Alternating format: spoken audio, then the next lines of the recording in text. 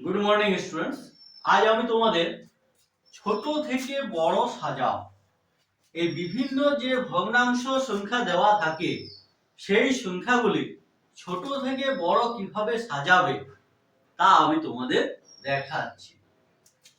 আমি একটি প্রশ্ন করে দেখাচ্ছি।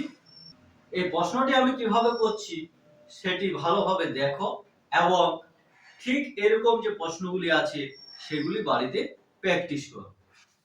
আমি একটি প্রশ্ন নিয়েছি 2-এর 3, 4-এর 9 এবং 5-এর 6। এই তিনটি ভগ্নাংশকে ছোট থেকে বড় সাজাতে হবে। প্রথম কাজ হচ্ছে এই ভগ্নাংশ হরগুলিকে আমাদেরকে লসাগু করতে হবে। তাহলে 3, 6 আর 9 এদের যদি আমরা লসাগু করি তাহলে প্রথমে 3 দিয়ে যাচ্ছে, 3 একে 3, 3 2 6, 3 3 9 আর যাচ্ছে না। তাহলে লসাগু লসাগু হচ্ছে 3 গুণিত 2 গুণিত 3। তাহলে 3 দুগুণে 6, 3 6 18।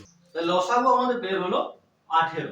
এবার আমরা এই ভগ্নাংশগুলির এই যে হর, এই হরটাকে একই করব, অর্থাৎ প্রত্যেকটা হরকে আমরা 18 করে নেব। তাহলে 2-এর 3 আছে আমাদের প্রথম ভগ্নাংশ। এই ভগ্নাংশ এই হর আছে 3, এই 3 কে আমরা যদি 18 করি তাহলে 3 কে আমরা 6 দিয়ে গুণ করব, তবে 18 হচ্ছে। 3 6 18। এই 6 দিয়ে আমাদেরকে আবার লবকে গুণ করতে হবে। তাহলে হয়ে যাচ্ছে এটা 12 18। ঠিক একই রকম ভাবে 4-এর 9 কে, এই 4-এর 9 কে আমরা এই 9টাকে 18 করতে হবে। তাহলে 9 কে যদি 18 করি তাহলে 9 কে আমরা 2 দিয়ে গুণ করব, 9 2 18। তাহলে এখানে 4 কে আমরা 2 দিয়ে গুণ করি, তাহলে 8-এর 18। ঠিক একই রকম ভাবে আবার 5-এর 6 কে, তাহলে এখানে 6 আছে, তাহলে 6 কে আমাদের 3 দিয়ে গুণ করতে হবে, তাহলে 6 3 18 হবে। তাহলে ঠিক 5 কে একই রকম ভাবে 3 দিয়ে, তাহলে এটা হয়ে যাচ্ছে 15 18। এবার তোমরা লক্ষ্য করো প্রত্যেকটা সংখ্যা একই হর বিশিষ্ট হয়ে গেছে। তাহলে একই হর হয়ে গেছে 18 18 18। তাহলে লবগুলি হচ্ছে 12 8 এবং 15। হর যদি একই হয় তাহলে লবগুলির মধ্যে যে হর লবটি হবে ছোট সেই হবে ছোট সংখ্যা এবং যে লবটি হবে বড় সেটি হবে বড় সংখ্যা। তাহলে এখানে ছোট লব হচ্ছে 8। তাহলে অতএব ছোট থেকে বড় সাজিয়ে পাই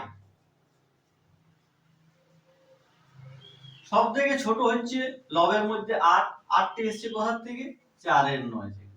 তাহলে প্রথম ভগ্নাংশ হচ্ছে ছোট 4-এর 9। তারপরে হচ্ছে 8-এর পরে হচ্ছে 12।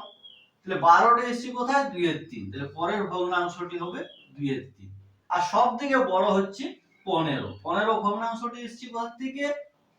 5-এর 6।